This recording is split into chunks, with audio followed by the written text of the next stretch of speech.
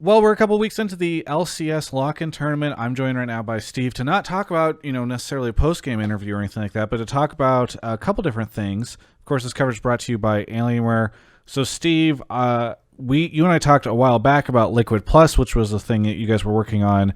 I know we're going to talk about it because there's some big updates, but I also wanted to make sure we talk a little bit about the team and all that. So we're going to get to both those things in this. But first off, why don't you tell me what happened today? Because I saw a clip on your Twitter of a horse going into space. Yeah, that was actually pretty cool. So Yeah.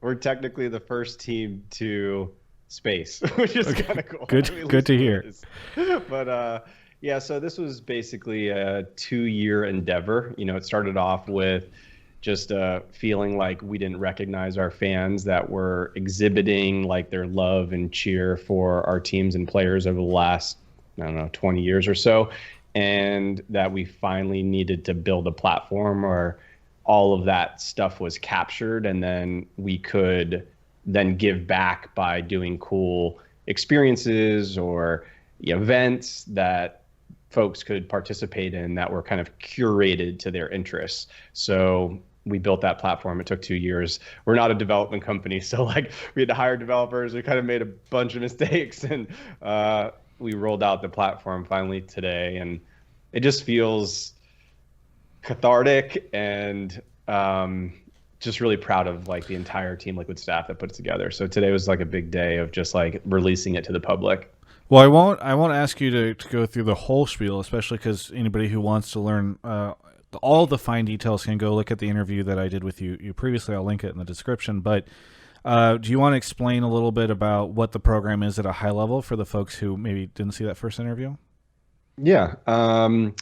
The condensed version is that if you are a fan of any of our teams and players or a fan of the organization, you go to Liquid Plus, you hook up all of the platforms that you use to communicate, like Discord, Twitch, Reddit, and once you hook up your account, then any of the streams that you watch, or if you chat in a Discord for one of the players, or you follow them on Twitter and you reply to them, or you buy merchandise, all these things are basically tracked as points.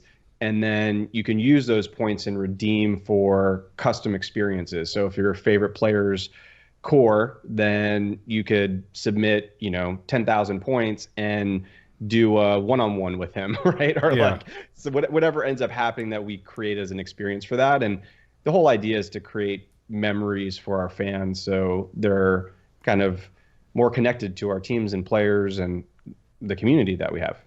Well, I know when we last spoke, you guys were still sorting out the specifics on the rewards. There were some that were up in the open beta when I got to check it out, or I think it was closed at first. But regardless, what are there any really cool experiences that you guys have since added, or anything that you think in particular is like a really cool reward that people can spend points on? Yeah. It's so interesting. We have like all these rewards, like all different types, and we have way more being rolled out by all the different games because we're in so many different games. Like we want to make sure that there's enough stuff in there for everybody. The most redeemed thing is buying pizza for our development team. Really? Yeah, just like That's really so generous. random. Yeah, which is kind of cool. But like, Yeah.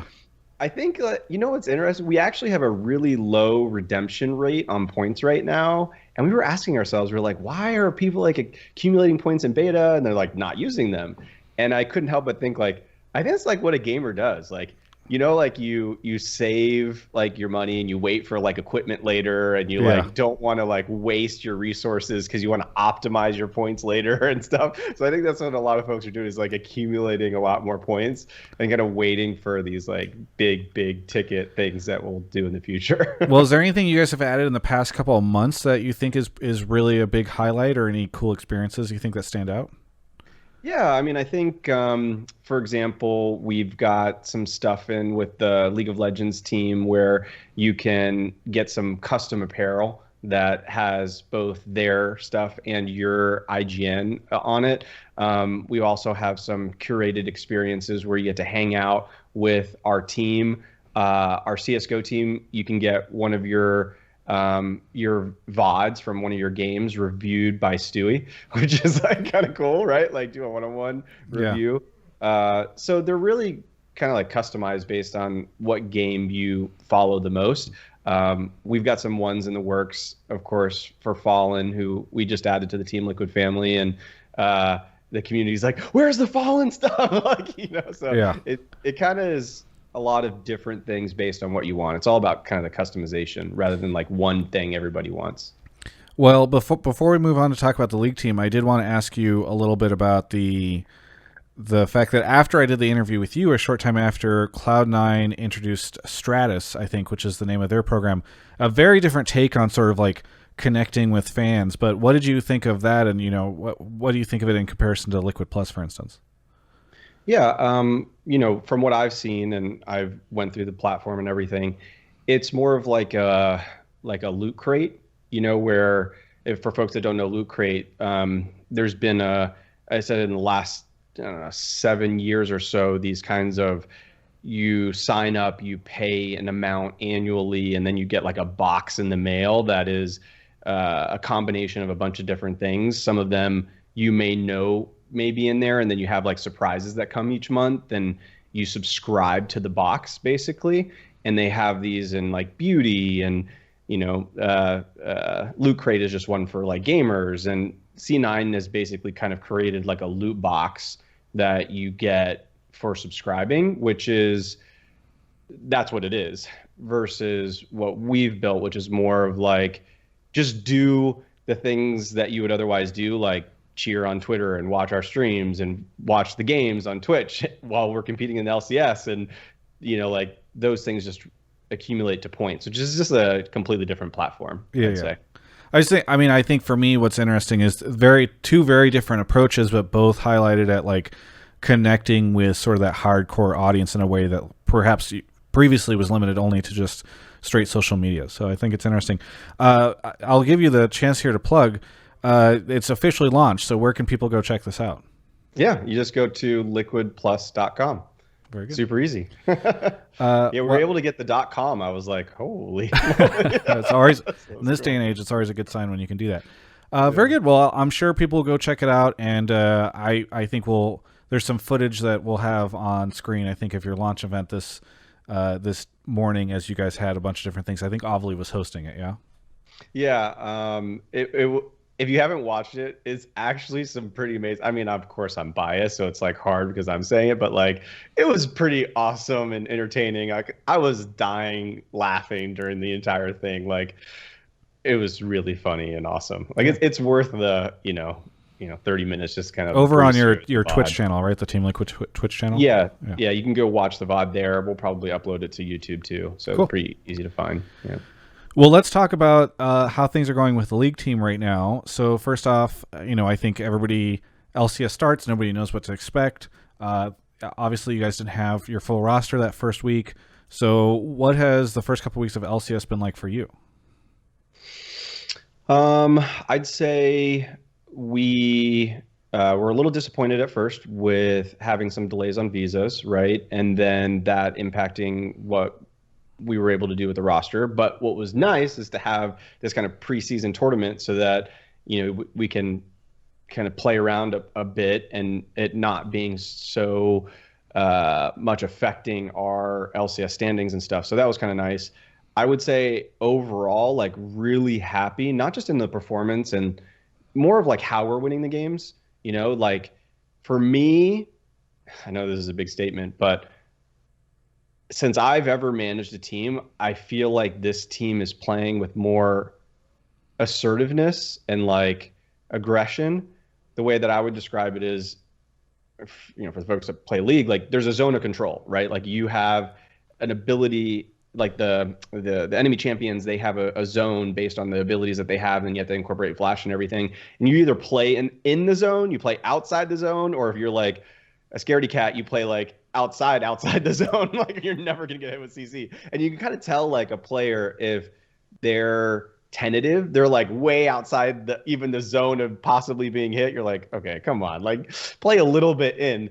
Our team is like literally, it should be illegal. Like, they're like playing inside the zone, constantly like, come at me, And I don't think I don't think we've ever played this way. There's pros and cons to it. Like it's more risk reward, right? Like, okay, well, if you don't dodge the ability or the team's not ready, like you're just gonna int or you're gonna get caught or so it's. But I like it. Yeah. I like. I mean, the that kind of longstanding sentiment for Team Liquid was that it's like a very passive, slowly win late game, and people sometimes would criticize the team last year for being like boring to watch. And so I'm sure it's fun for you to see the team play in a very different way than compared to how it's been portrayed in the past. 100%. It's always like slow, methodical, wait for mistakes, do the macro, gain small advantages through CS, macro rotations, like choose lane assignments carefully, like wave management in order to gain leads, to get incremental, like 1,000 here, 1,000 there. It's like now the team's like, fuck it, let's just fight a dragon. Yeah. It's like, or let's dive, or like, let's just fight over scuttle over and over. It's like, oh, nice. Like, I like this. It's fun as a spectator, but if the mechanics are there to back it up, like, let's go. This is how I think a lot of the best teams in the world play. So if we get comfortable, I just hope we don't lose it. I hope we don't have a couple games of that risk reward and then something goes wrong like 3 times in a row. And then all of a sudden we're like over calculated. And we're like, oh, we shouldn't play that way. Like, yeah. But it was great. And I'll point this out too. Our coaching staff, I don't know if you recall this, but there was a 1v1 on Tactical and a Akali. I can't remember who was playing Akali. Sure. And Tactical was playing Samir, and they had a 1v1 in the mid lane. And typically, I'd say in past years, the coaching staff would have probably said, "Don't go for that play. It's not worth it." Like, and I think the feedback from the coaches to Tactical was like, "Go for it." Like, yeah. I'm glad you did that play. Like, yes, it may not have worked out and you died, but that mentality of like going for that when you have an advantage, and if you would have just hit one of your abilities, like I've never heard that kind of feedback. It's always been like, be passive, don't go for the play that's 70% or 60%, right? Like go for the 90% plus play. Like now we're like, fuck it, let's just go for the 60% plays. Nice. Yeah, no, I mean it's fun to see how things have definitely transformed on the team over this year. Or at the start of this year, and I'm looking forward to seeing it more. There was a general assessment, too, where I think a lot of people were interested to know if the LCS was going to be stronger this year, or if, because we're seeing so many teams take a step back and consider it to be rebuilding, or like, obviously we've had a ton of veterans leave, some of them just not get picked up, some of them retire. So what is your assessment as somebody who, like myself, has been around since the start of this, going into this year? Like, is it crazy to see all the names and teams change? And do you think that we're going to end up weaker or stronger this year as we're playing? Yeah. I think you have to go team by team, unfortunately, and talk about each one and say whether or not they're going to be internationally competitive. I do worry that there are a good number of teams that, from my perspective, did not try and build internationally class rosters. I'm not going to go through and name teams. I think that's not fair, but I'd like a list right now. If you could just create and tier them out, that would be great. But, yeah. I mean, it's fine. There are team owners that have gone on the record saying, like, we're developing right now, we're rebuilding. So it's not, I think, controversial to say that there are numerous teams in the league that are not looking to compete at Worlds this year. Yeah, that's fair. I mean, I worry a bit about when organizations pull the "we're in a development year" card. It's like, oh, you're in development, but you're not investing into coaches and development and analysts, and your team size there is like really small. So you're saying that publicly, but really, like, you're not developing, right? Or like you don't even have an infrastructure in order to develop your players, but you're developing. Okay, all right, So I think there are a handful of teams that I'm not. We need to do well as a region. Like, we talk about this every year, and it's like, hopefully Worlds will be in North America, not this year, but next year. And if it is, then that could be really awesome for a North American team, Yeah. And maybe some of these development rosters like are good by then. But yeah, I'd like to see more internationally competitive rosters in LCS this year. But there are some pretty good ones. I mean, Andy pulled the trigger and spent I don't know if it like the A number lot of money. a shitload of money, Yeah. like and Jack spent a lot of money on his roster too. So I love that there are some orgs that are investing, Yeah. right? And I think that's good for the region, and that's good for players too. Does it make you feel uncomfortable? You're like, wait, I'm supposed to be the guy who goes out there with the checkbook. That's my meme. Now these guys are trying to take it. Is this like an identity crisis that you're having as they move in on your turf? No, I mean, I think people would be pretty surprised. I what I'll say is that I think players in the off season, when I speak with them, there's like a level of confidence that we're going to build the best team possible. And I think that really speaks to highly competitive players. They don't want to be on a shit roster. They want to know that the organization is going to take care of them because they don't have full control over the roster, but that they trust the organization is going to do everything they possibly can, right? And I think that's what motivates. Now, of course, the salary needs to be there, but I think this year, I don't think it's been like past years. We were not the biggest spender this year, Yeah. and we just kind of lead with building the best team, and I think we have. Stepping away from the competitive side of the league, I'm curious what you think as a owner of a team participating in it, of the format changes, 3 days a week, like the lock-in tournament, all the changes that we've seen so far this year. Yeah, I'm a big fan of the lock-in tournament. One, because of COVID and visa issues as a result of that. And I think it's kind of nice to shake things up a little bit and have, an event to kick things off. It also gives an opportunity for the teams that probably had pretty poor performance during the lock-in tournament to make adjustments before going into the season to maintain a more competitive LCS, right? And that's kind of nice too, which we haven't even seen the results of yet. But my guess is there's going to be even more player trades before the season starts. And in terms of the format changes for when LCS does start, I I'm not sure how I feel about it. I'm not sure. I like switching stuff up, Mm-hmm. but I have to look at the numbers, and I don't know them off the top of my head in terms of like what the viewership is and time zones and what people like. Personally, at least the format for the preseason and like the dates, it has felt short for me. Yeah. And maybe that's just me because like other people like watching for just a short amount of time, but I'm like, I want to like make a night of it. Like I want to watch all Wait, the sorry. Are you games saying that the lock-in tournament has felt like the schedule is short? yes, like the schedule is short. Like feels like there should be more content or more games, but maybe with the moving to the best of threes, like it was definitely a little better than Yeah. doing. I mean, the we're best. getting more games than we ever have, right? Because we're doing 15 games a day. At least, like that's what it will become, and I think that's what it was. Or sorry, 15 games a day, 15 games a weekend, 5 games a day over 3 days. It might be. It actually might be because the games were such slaughters. Yeah. So the best of threes, I know. As soon as we switch to that, and you're getting like 2-0, 2-0 really quickly, like it. The game is done whenever it's still bright outside in the winter. Whenever it's done, so I feel you on that, but. Yeah, I'm curious to see how this weekend goes. Obviously, the matchup is going to be really exciting. I mean, Impact sounds like he's coming for blood in the interview that I did with him. I don't know if you had a chance to see that, but he says he wants to flash the TL emote whenever he beats you guys. So, are you excited for this weekend?